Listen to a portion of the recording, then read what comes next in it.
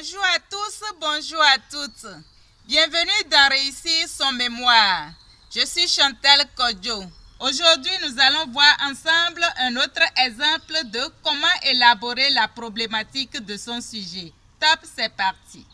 L'exemple que nous avons visualisé ensemble la dernière fois concernait un TFE, entendu travail de fin d'études. Donc, un travail d'un volume plus raisonnable et nous avons vu comment la structure de la problématique se présentait. Aujourd'hui, passons à un autre cap. Aujourd'hui, visualisons ensemble l'exemple d'un autre sujet qui porte sur un mémoire de master 120, donc un mémoire plus élaboré.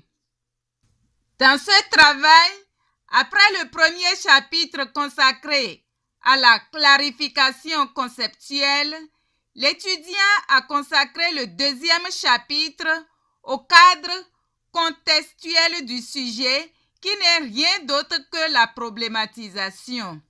L'étudiant a subdivisé ce deuxième chapitre en 3 sessions.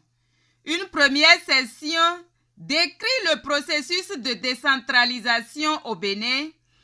Une deuxième session montre la représentativité des femmes dans les instances politiques tant au niveau national que local au Bénin. Et une troisième session porte sur une brève revue de littérature sur la participation des femmes à la gestion des affaires locales au Bénin.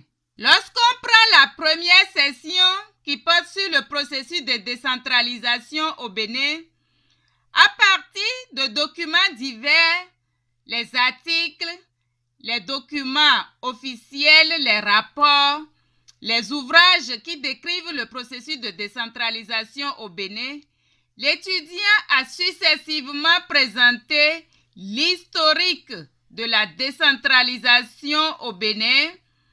Ensuite, le cadre légal de la décentralisation en mettant le focus sur les différentes lois qui régissent la décentralisation au Bénin. Dans un troisième point, l'étudiant a montré la compétence des communes telles que les tests la décrivent. Dans un quatrième point, l'étudiant a fait visualiser le rôle des différents acteurs clés qui interviennent dans la gestion de la décentralisation au Bénin. Les structures centrales, les structures déconcentrées, les associations, les ONG, les acteurs privés, les citoyens, les notables, etc.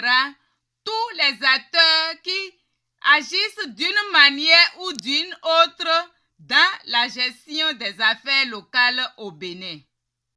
Dans la deuxième session, l'étudiant a fait visualiser l'évolution de la représentativité des femmes dans les instances politiques tant au niveau local que national.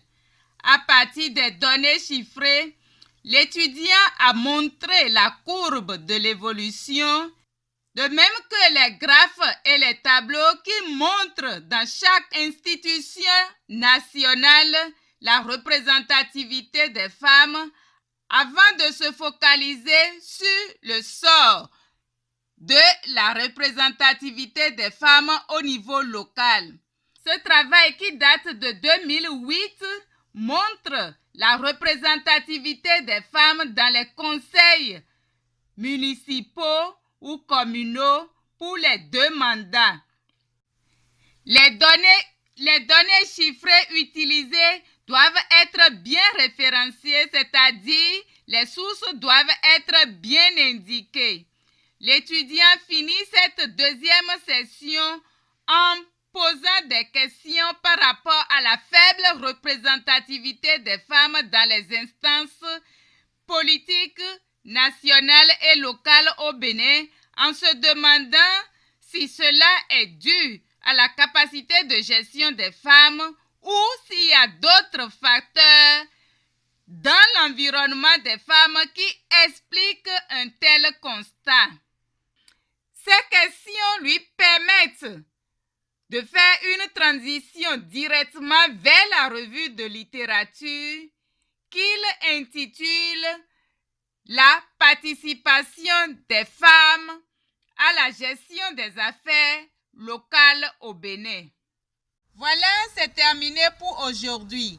La prochaine fois, nous allons voir ensemble une autre étape de la rédaction de son mémoire. N'hésitez pas à vous abonner. N'hésitez pas à partager la vidéo autour de vous. Merci pour votre fidélité et à très bientôt. Ciao!